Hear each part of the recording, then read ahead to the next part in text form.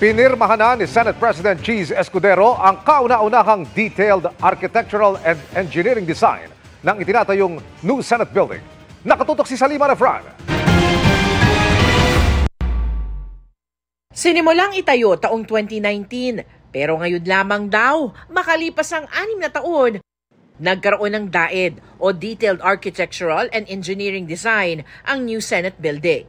Inilahat ni Senate President Cheese Escudero na nilagdaan na niyang dokumento. Ito ang kauna-unahang pagkakataon, wag niyo akong tanungin kung bakit, na nagkaroon ng DAED ang building na ito, na dapat sana ay meron na bago pa man simulan ang building construction ng anumang building. But finally, meron na para tong roadmap, detalyadong plano na ito ng building. Nang umupo bilang Senate President noong 1 taon, pansamantalang pinatigil ni Escudero ang construction ng gusali sa Taguig habang iniimbestigahan ng Senado.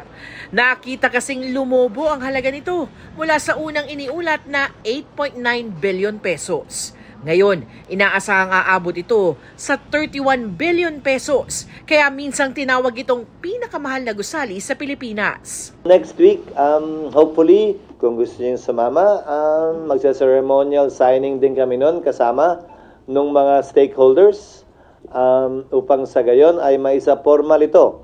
At para makita niyo na rin siguro kung nasa ang stage na nga ba ito para maniwala kayo pag sinabi kong hindi pa kaya sa kasalukuyang taon. Nauna nang sinabi ni Escudero na target matapos ang gusali sa huling bahagi pa ng 2026 o sa 2027. Para sa GMA Integrated News, Salima Refran, nakatutok 24 oras.